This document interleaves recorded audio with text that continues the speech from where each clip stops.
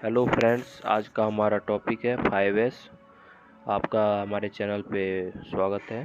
आज हम 5S के बारे में जानकारी लेंगे।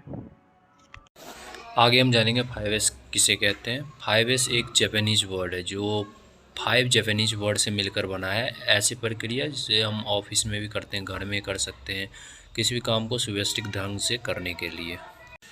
तो चलिए दोस्तों, अब एक एक करके 5 S के बारे में हम लोग जानते हैं डिटेल में, एक एक करके।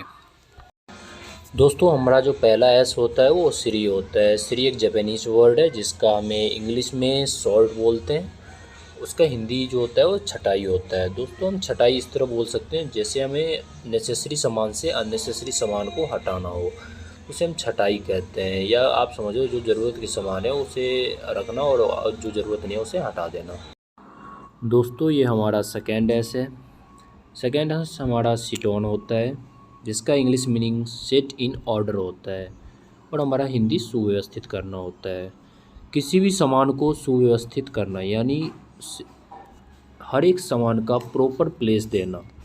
इससे हमारा प्रॉफिट क्या होता है, हर एक सामान का अलग अलग जगह होने से हमें टाइम की बचत होती है। जो सामान हमें जिस समय चाहिए, जो टूल मान लो आप जहाँ से चाहिए रखे हो, वहाँ से आपको आसानी से मिल जाएगा। दोस्तों, ये हमारा तीसरा एस है, सीसो, यानी इसका इंग्लिश मीनिंग जो होता है वो साइन होता है और हमारा जो हिंदी होता है वो स्वच्छता होता है। स्वच्छता दोस्तों, किसी भी सामान को स्वच्छ रखना यानी साफ उसको रखना, क्लीनिंग करना उसको टाइम टाइम पे। इससे हमारा क्या होता है, किसी भी सामान का लाइफ जो होता है वो बना रहता है। या फिर हम दोस्तों ऐसा कह सकते हैं, आप जहाँ काम कर रहे हो या अपना पर्सनल ऑफिस है या किसी वर्क प्लेस पे आप काम कर रहे हो, तो वहाँ पे जो आप काम कर रहे हो उसके वर्क प्लेस को साफ़ रखना। या आप कोई टूल यूज़ कर रहे हो, मान लो मेंटेनेंस में काम कर रहे हो, तो अपने टूल को साफ़ रखना। या मशीन पे काम कर रहे हो तो उस मशीन को प्रॉपर वे से साफ़ रखना। दोस्तों, ये हमारा चौथा एस है, सिकेट्सो। इसका इंग्लिश मीनिंग जो होता है वो स्टैंडर्डाइज होता है या माननीकरण आप हिंदी में कह सकते हो। और इसका जो आप हिंदी में एक और कर सकते हो, नामाकरण। जैसे हमने सेकेंड एस में किया था, सुव्यवस्थित किया था हर एक सामान को अपने अपने जगह पे।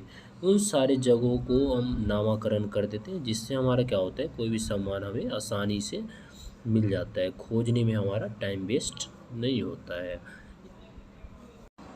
दोस्तों, एग्जाम्पल के लिए मान लो आप किसी प्रोडक्शन एरिया में काम कर रहे हो और वर्नियर रखा हुआ है, माइक्रोमीटर रखा हुआ है अलग अलग जगहों पे। आपको किसी ने बोल दिया माइक्रोमीटर लाने को। अगर वहाँ पे उसका नामाकरण ना किया हो तो आप दोनों बॉक्सों को एक एक करके देखोगे कि किस में रखा हुआ है। अगर नामाकरण किया हो तो आप आसानी से वर्नियर कैलीपर एक बार में निकाल के उस बंदे को दे सकते हो। दोस्तों, ये हमारा पांचवा एस है जिसका जापानीज वर्ड जो हमारा होता है शिट्सुके होता है। इंग्लिश में हम इसे सस्टेन कहते हैं या आप डिसिप्लिन भी कह सकते हो। और इसका जो हिंदी मीनिंग होता है वो अनुशासन होता है। अनुशासन दोस्तों कहने का मतलब ये है कि हमारे जो चारों एस हैं उसको आपने हैबिट में लाना है।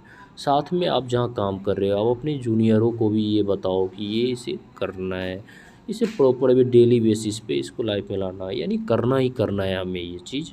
और जो हमारा जो स्टैंडर्डाइज बनाया गया है, स्वच्छ करने का बनाया गया, वो प्रॉपर भी डेली हैबिट में लाएं।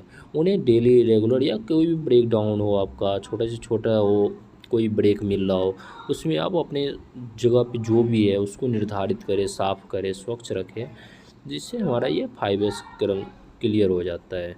ओके दोस्तों, अगर आपको कहीं समझने में प्रॉब्लम हो रहा हो तो आप हमें कमेंट करके बता सकते हैं। साथ में अगर आप हमारे चैनल पे नए हो तो हमारे चैनल को सब्सक्राइब करें तथा बेल आइकन पे क्लिक कर दें ताकि आपको इसी तरह का नए नॉलेज आपको मिलता रहे ट्रेनिंग में, जो इंडस्ट्रियल ट्रेनिंग हमारी प्रोवाइड की जाती है।